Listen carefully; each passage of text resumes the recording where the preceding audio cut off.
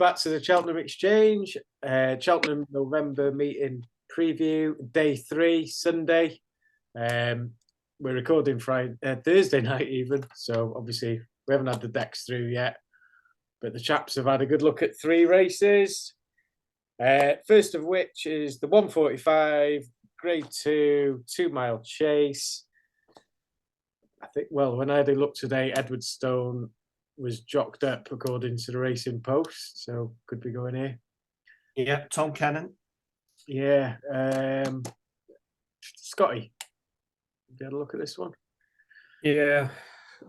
I've just looked at the weather forecast because I thought the only thing that would convince me to kind of change my mind was if there was some rain, which would obviously make Edwardstone as more of a certain thing in the race for me to back. But it's a 2-horse race and literally got no interest in having a go. I just think I'm just trying to work out where the pace in the race is coming from, because obviously Nube Negra is a bit of a traveller, isn't he? And he likes to come from off the pace. But I think Edwardstone might even go make the running, because they said they were going to up him to 2.5, didn't they? But I think the UK, I just think 2.5 miles in open company, there's no races to go for. I think the Peterborough chase is the Peterborough chase a handicap, or is that an open race, Grade 2, isn't it?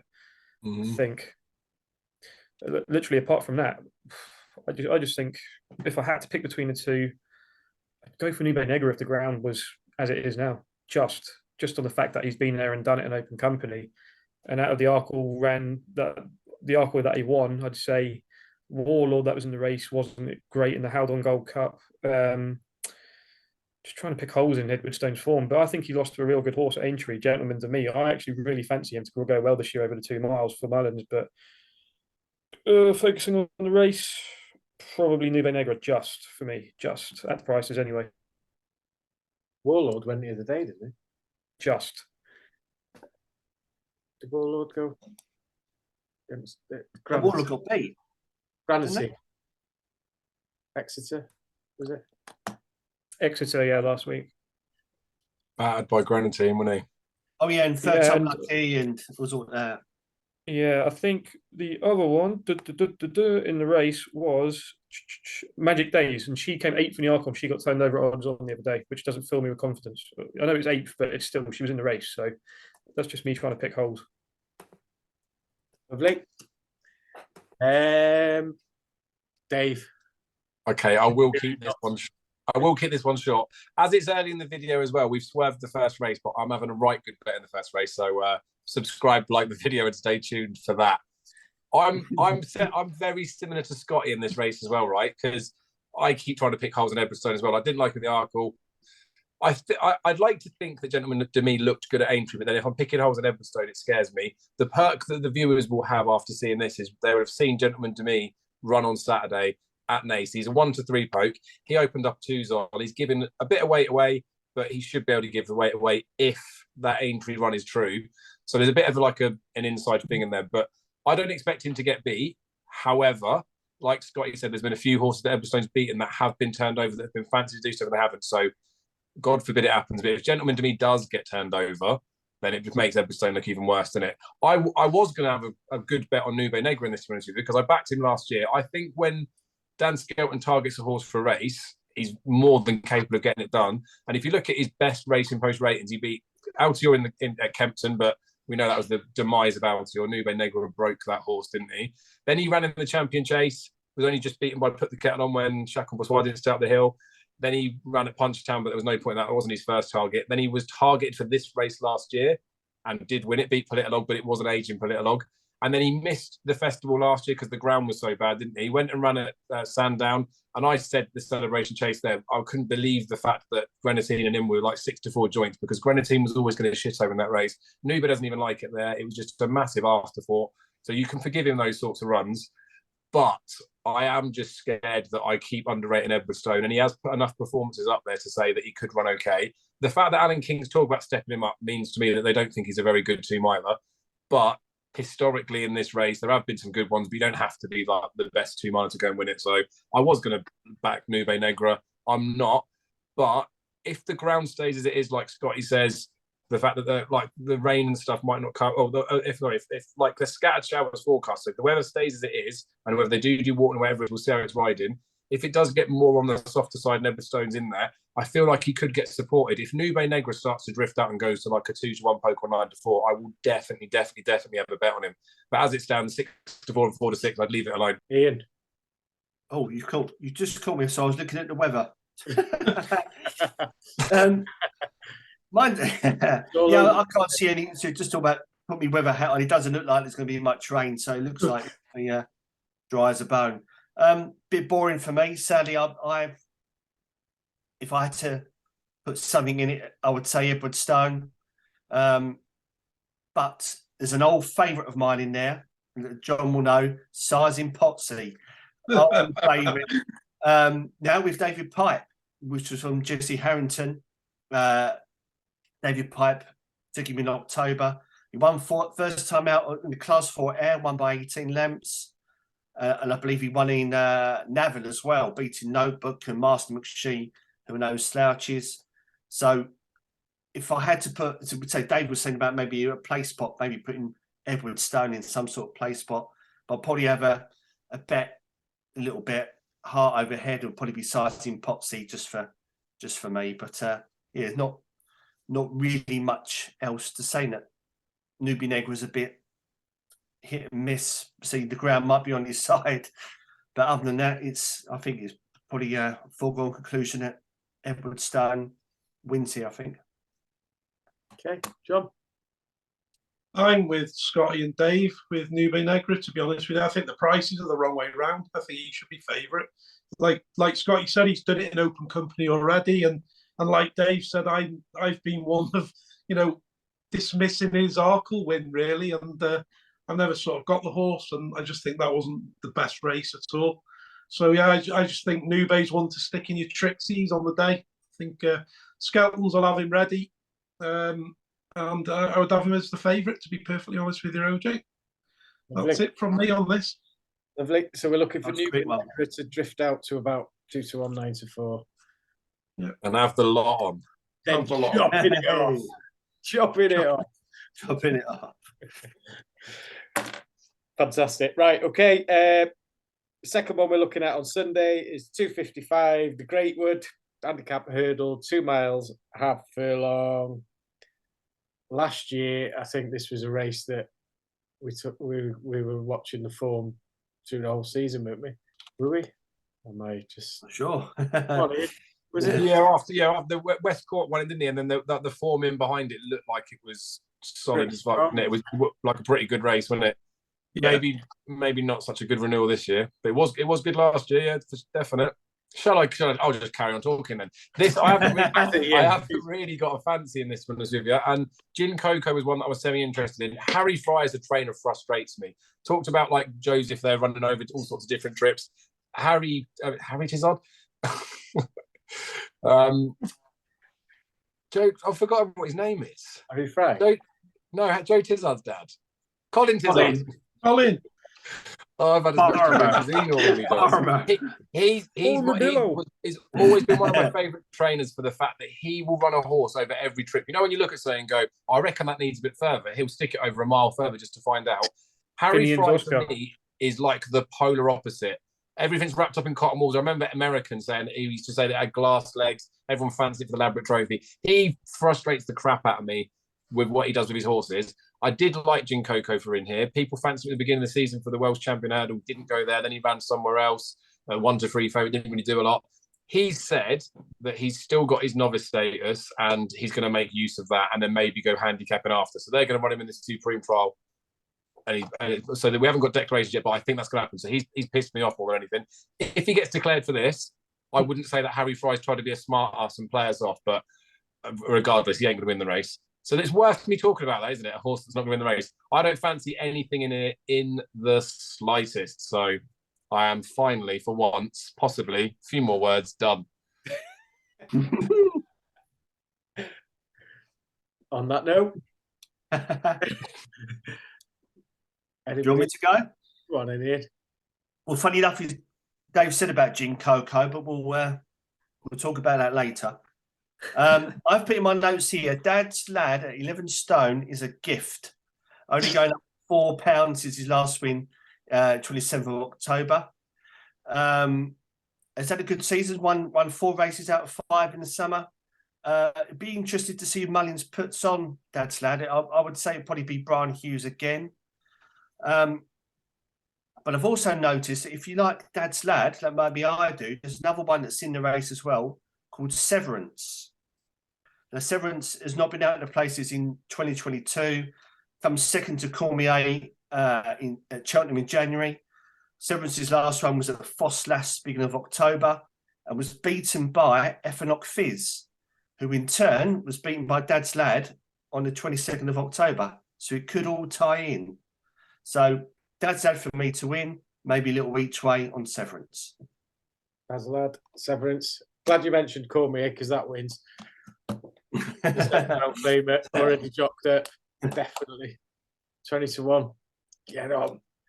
Can I just say before we I know I wasn't going to say anything else. Dad's Lad, I know it's Willie Mullins, and I know he was very impressive with the meeting that he won, but that was over fences, wasn't it? He's dog shit over hurdles. Like, this is a horse that's got something wrong with him that, like, mentally he's not stimulated by going over a hurdle. He's not enjoying it. So, like, I get the angle, and I could look like an idiot for it because he's obviously of a workable mark than we do over fences. But I think it's fences that make him a different horse. I think there's something not wrong with him, as in like in a bad way. But how many of like 120 horses or 110 horses does Willie Mullins keep in training for the sake of it? I don't think he's any good. Willie Mullins is the master trainer, but dog shit price. Stick him in a lay double with Shearer. I'm shutting up now. I'm shutting up. Not like any more pigs today, does he? Scotty, go on. It is with it. You know, I'm with the lads. I said before Dave came on, I said to you, I made the mistake. Well, not the mistake, but I looked at Dave's video with Jamie and Daz, and I was like, I just knew he was going to pick something that I really fancied. And Gin Coco was my horse as well. And then I seen he was entered for the freaking Supreme, and I just knew he was going to go for that race. So Gin Coco, I'm like, if he runs, I'm backing him. But it's just an absolute dreadful race. I think the one that I actually like at a big price, but maybe he'll be hindered by the weight, is Ngolo. I mean, he's got absolute rubbish form up until he won the Swinton in May, I think it was. And he beat in that race Severance. And I think at 25-1, back over 2 miles like it was last time, I think he could have a big run in him in the race, potentially. The only other one, but no horse does this, wins off top weight, unless they're a champion hurdle horse like Menora and Detroit City did all those years ago, and that's I like to move it. He is a good horse. I really actually think he's got a real big race in him, and I think he was second in the Betfair hurdle if I remember correctly. It's plucking at straws and picking top weights in an absolute rubbish race. So I'm hoping that the others are absolute crap, and I like to move it. It's just a bit ahead of them. He would literally be my play. As a small win, and I'd have Ngolo at a big price each way. But apart from that, I really don't care. It's just an awful race, isn't it? Yeah, you're right. Sorry, I was going to say Rooster boosted it as well, didn't he? Top weight, won a champion hurdle after winning the Great One, didn't he? Didn't look back that far, but he won the county hurdle as well, didn't he? Off a big weight, I think. Yeah, I think he won the Great Wood the year that he won the champion hurdle. So Scotty's nap of the Cheltenham Festival is I like to move it to win the champion hurdle. I wouldn't go that far. But... Sorry, Ian. Go on. You're allowed. I'll put me on mute. That'll be easier, wouldn't it? Well then, John, wrap it up for us. Yeah, well, it's a shame really that the race isn't doesn't look as good as it normally does. I mean, this is normally one of the first big sort of handicap hurdles of the season, isn't it? And the field is a little bit disappointing, but I'm going with Severance each way again. I mean, he was third in that Welsh champion hurdle, as Ian alluded to earlier. After that, he was dropped like a massive £6 for that. And he was only 2 lengths behind the winner. I just think that's ridiculous. He's been dropped 6 after that. So I think now he's on a bit of a fighting weight. And he does finish second a lot. That's my worry. He's one of these exacta horses, isn't he, where you do an exacta and he's one of your first in it because, you know, he's just second and third all the time. So, but I think he's about 12-1, decent each way price.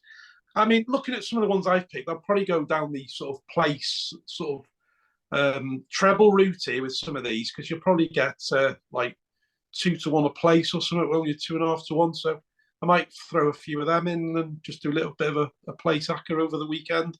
But yeah, he's a good horse. He always runs his race anyway. You sort of get the best out of him. So yeah, I'm going to stick with Severance. Good man. Like it. Okay.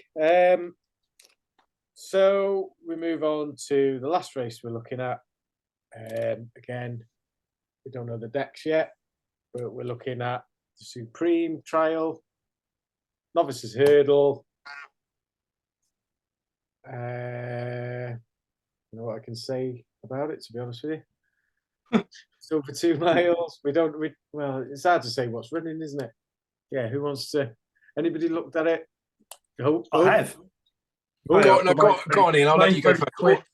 All I will say is that Altior did win this, didn't he, before he went and won the Supreme? So it is a dog shit race. There's no Supreme winner in it. But it's another one. This November meeting, these grade 2s, they are decent. Even like that juvenile, they may not end up being like triumphy horses, but could be something half decent in it. As you were, Ian. Sorry.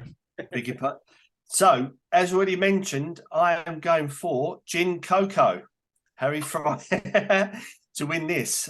So one at Fontwell, one at Class 4 in March. I've noticed that a few of the horses in that race, Sublime Heights, Bibelot, Bibelot, Forward Plan, all come out and won since. Then he ran a really good race at Punchestown in April, comes second. He was carrying 12 stone that day. It's won a novice hurdle last time out at Newton Abbot. And I believe yourself, I thought he was also down to running in the Greatwood, so I presume he's going to come here instead.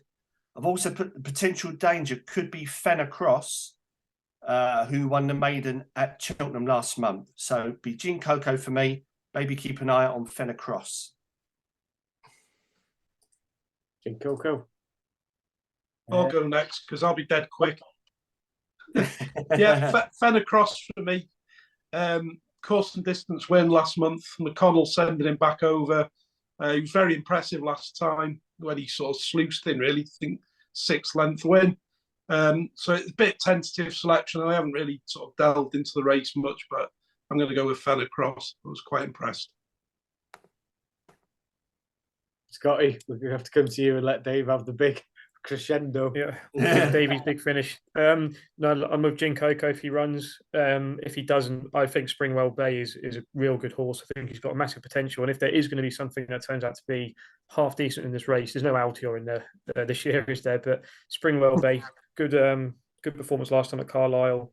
Second and behind Adamantly Chosen, I think a couple of runs ago, who's turned out to be a half decent novice chaser already. So yeah, Gin Coco for me, and Springwell Bay. I really don't really fancy anything else in the race. I mean, it's quite hard to predict. I just think there's so many question marks until you see all these horses run a couple of times. I just think it's hard to call, and I just wouldn't get too heavily involved. But yeah, Gin Coco if it runs. Just noticed in that race, Scott, you were saying about Carfunnock was in that race, has come out and won as well since. Yeah, Adamantly Chosen. It's got some substance to that form. I think Adamantly Chosen beat Grand Raw in its novice chase, and that was a top handicap hurdler, I think, for Gordon. So I think it could be worth keeping an eye on that form. Beautiful. I do think it's a pretty poor renewal, to be honest with you. Like I said, I do like this race typically. I like the graded races at the November meeting. I do think it looks pretty pants. Fenner's Cross, that's obviously already had a mention. I mentioned Dear Mark when I did my October preview that he was too big a price. I think he was maybe 25 when I mentioned him there. I said that he's the biggest, again, like scummy each way, but we'll talk about it a lot. But like he was way too big a price. He ran pretty well. And I watched it back a couple of times just to see if I could figure out if he could have done anything better. And I think he was either like just not as quick as Fenner's Cross in the finish, which is probably the most likely argument, or maybe he's going to come on for the run. So I think the price discrepancy there, Fenner's Cross is 8-1. Dear Mark, I cannot believe it's a 33-1 poke because this race is obviously a bit deeper, but I don't think it's tons and tons and tons deeper than that Class 3 maiden was before. So I will be going in again on Dear Mark. And little side note, just to chuck it in there, like his great nan was best mate's mum.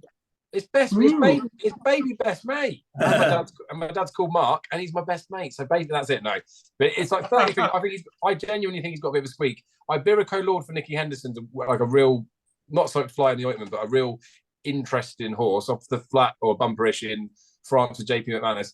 That has an entry in the bumper after, and I can't remember if it's definitely true, but I feel like time flies by was the last time that JP and Nicky Henderson did that. They had him in a maiden hurdle and they stuck him in a bumper race and then they smashed him up in the bumper. So I know it's not this race. I'll be back in deer marking that as like an each way bet, but I would back that Abirico Lord if he runs in the bumper.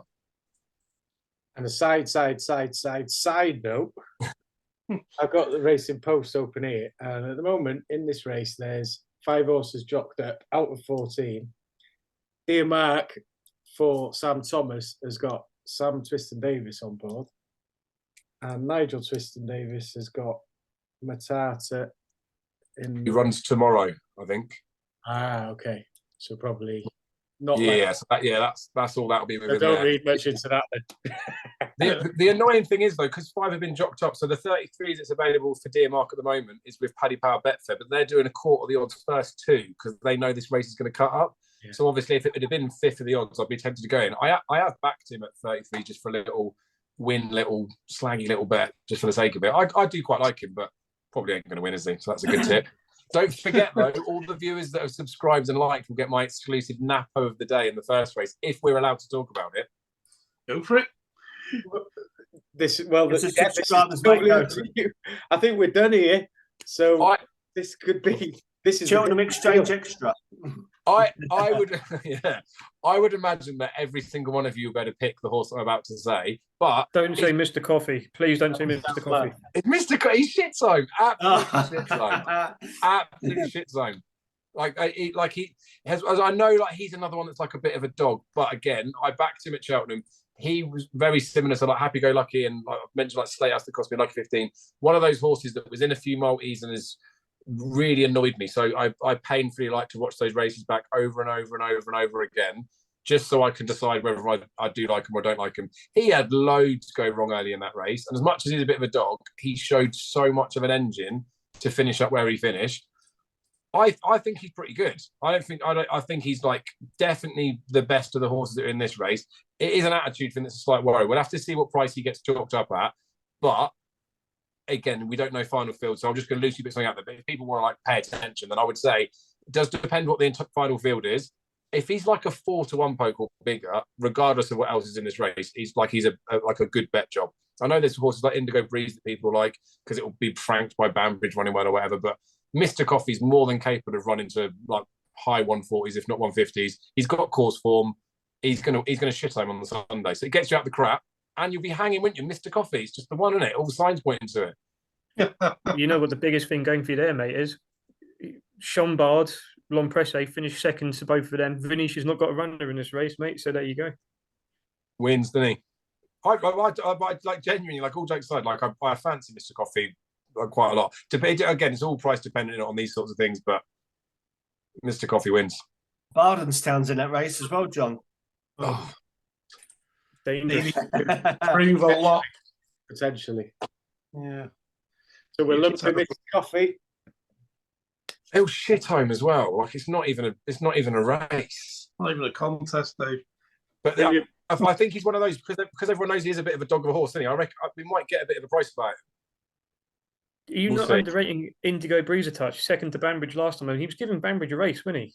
Until Banbridge class just literally got away. I think Indigo Breeze could be alright in that race as well.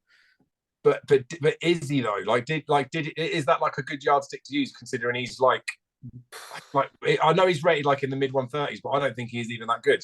Never done anything, is he? Got battered by Commander of Fleet round here as well, didn't he? Like I don't think he's any good, Indigo Breeze.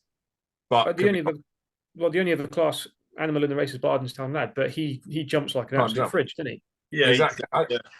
And I know they like this Ballygriffin Cottage, and obviously it was a decent run in the Albert Bartlett winning behind the Nice Guy, but I don't know how good that Albert Bartlett really was. And I genuinely think Mr. Coffee's a proper bet, but it depends what price they put him up. He could be one of those that'll just be stupid and put him up like 6-4. You do not want to be touching a horse like him at a short price. No. But we'll see. He's going to win though, regardless, whatever price he is. Whatever price he is. This calls for a great stuff, Ian. Great stuff. Great stuff. Love it. That's fantastic, lads. So yeah, thereby wraps up our preview of the November meeting. So maybe if I could just push you all for one selection over the 3 days. You don't need me to just go through the last 2 minutes, do you? Mr. Oh, no. Coffee. I was going to say, on that note, if we're going to push you for one selection over the 3 days, I'm pretty certain that Dave's going to be Mr. Coffee. Mr. Coffee. Scotty? We It haven't doesn't talked have to about the be in race, but I'm going to we've go done. for. If you've got something outside of what we've done, then feel free to throw it out there, obviously. Mr. Coffee. Does he know in the 220 on Sunday? Kim Bailey. Does he know? 220 Sunday.